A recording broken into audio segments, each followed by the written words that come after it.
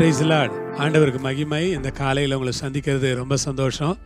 இயேசுவின் நாமத்தில் உங்களை நான் வாழ்த்துறேன். 2 கொரிந்தியர் 5ஆம் அதிகாரம் 14வது வசனம். கிறிஸ்துவனுடைய அன்பு எங்களை நெருக்கி ஏவுகிறது.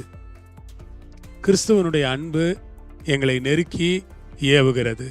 ஒரு அழகான வசனம். பிரியமானவர்களே, சாதாரண அன்பு இல்லை, கிறிஸ்துவனுடைய அன்பு. சாதாரண அன்பு இல்லாது, சாதாரண நேசம் இல்லாது, கிறிஸ்துவனுடைய நேசம், கிறிஸ்துவனுடைய அன்பு எங்களை நெருக்கி ஏவுகிறது என்று பவுல் குறிப்பிடுகிறார்.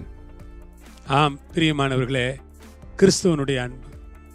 கிறிஸ்து ரொம்ப அன்புள்ளவர். அந்த அன்புள்ள கிறிஸ்துவை இந்த வேளையில் நான் சோதரிக்கிறேன். எவ்வளவு அன்புள்ளவர் பாருங்க. கிறிஸ்துவனுடைய அன்பு எவ்வளவு பெருசு பாருங்க. அதனால பைபிள் சொல்லுகிறது, தேவன் நமக்கு அருளின பரிசுத்த ஆவியினால அன்பு நம்முடைய இருதயங்களிலே ஊற்றப்பட்டிருக்கிறதுன்னு பைபிள் சொல்லுது. கர்த்தர் நமக்கு கொடுத்த பரிசுத்த ஆவியினால நமக்குள்ள அன்பை ஊற்றி இருக்கிறாரு. அன்பை ஊற்றின தேவனுக்கு நன்றி. ஆண்டவர் அன்பை ஊற்றினபடியினால் ஆண்டவரை சோதரிக்கிறேன். அன்பை ஊற்றின தேவனுக்கு நன்றி. கிறிஸ்துவனுடைய அன்பு எங்களை நெருக்கி ஏவுகிறது. சாதாரணமான அன்பு இல்லை, கிறிஸ்துவனுடைய அன்பு ரொம்ப பெருசு. அது நெருக்கி ஏவக்கூடியதாக இருக்கிறது. கிறிஸ்துவனுடைய அன்பு எங்களை நெருக்கி ஏவுகிறது. ஆமென். பாருங்க, ஊழியம் செய்யறதுக்கு அந்த அன்பு தான் ஏவுகிறது. ஜெபம் பண்றதுக்கு அந்த அன்பு தான் ஏவுகிறது. உபவாசிப்பதற்கு அந்த அன்பு தான் ஏவுகிறது. ஐயோ, மணிப்பூரில் இப்படி நடக்கிறதே என்று ஜெபிப்பதற்கு அந்த அன்பு தான் ஏவுகிறது. உலகத்திலே கிறிஸ்தவர்கள் துன்புறுத்தப்படுகிறார்களே, ஜெபிப்பதற்கு அந்த அன்பு தான் நம்மை ஏவுகிறது. அங்குமிங்குமாய் மக்கள் ரொம்ப கஷ்டப்படுகிறார்களே, அவர்களுக்காய் ஜெபிக்க அந்த அன்பு தான் ஏவுகிறது. கைவிடப்பட்டவர்களுக்காகவும், துயரத்தில் இருக்கிறவர்களுக்காகவும், பிரச்சனையில் இருக்கிறவர்களுக்காகவும் ஜெபிக்க அந்த அன்பு தான் நம்மை ஏவுகிறது. ஆம் பிரியமானவர்களே, அன்பு நம்மை ஏவுகிறது. கிறிஸ்துவனுடைய அன்பு எங்களை நெருக்கி ஏவுகிறது. நம்மை நெருக்கி ஏவுகிற கிறிஸ்துவனுடைய அன்பை பற்றி யோசிப்பார்.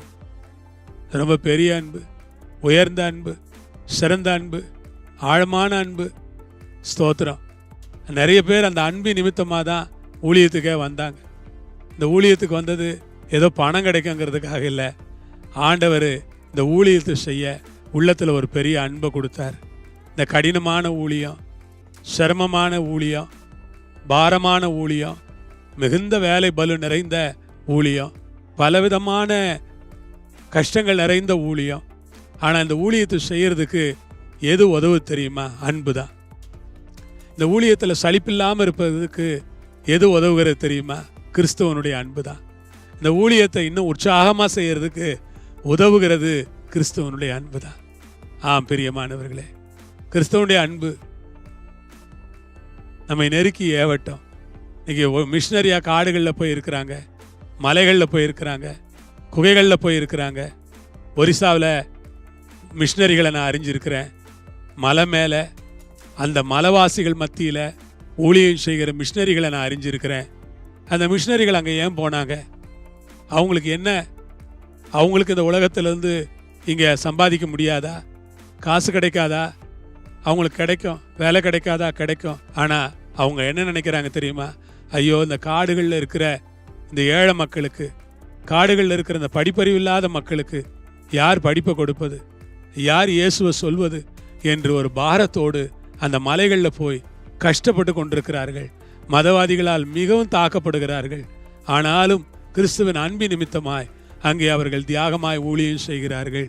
என கேட்கிற அருமையானவர்களே, கர்த்தருக்காய் வாழ்வோம், கர்த்தருடைய ஊழியத்தை செய்வோம், நன்றாக ஜெபிப்போம், பாரமுள்ள இருதயத்தோடு வாழ்வோம். கிறிஸ்துவின் அன்பு நம்மை நெருக்கி ஏவட்டும். நம்முடைய லாபத்திற்கான ஒரு வாழ்க்கை அல்ல, கர்த்தருக்கான ஒரு வாழ்க்கை. கர்த்தர் தாமே அந்த வாழ்க்கையை நமக்கு தந்து நடத்துவாராக. ஜெபம் பண்ணுவோமா? பரலோகத்தில் இருக்கிற பிதாவே, இந்த வேளைக்காய் ஸ்தோத்திரம். இயேசுவின் நாமத்தில், இயேசுவின் மூலமாய் உடைய மக்களை நான் ஆசீர்வதிக்கிறேன். கிறிஸ்துவனுடைய அன்பு எங்களை நெருக்கி ஏவுகிற என்று சொல்லும்படியாய் நம்முடைய பிள்ளைகளுக்கு கிருபை கொடுப்பீராக. நெருக்கி ஏவட்டும் ஐயா. ஊழியம் செய்ய, தியாகம் செய்ய, அர்ப்பணிக்க அன்பு நெருக்கி ஏவட்டும். இயேசு நாமத்தில் பிதாவே, ஆமென். கர்த்தர் உங்களோடு இருப்பார், உங்களை ஆசீர்வதிப்பார் பிரியமானவர்களே. ஆமென்.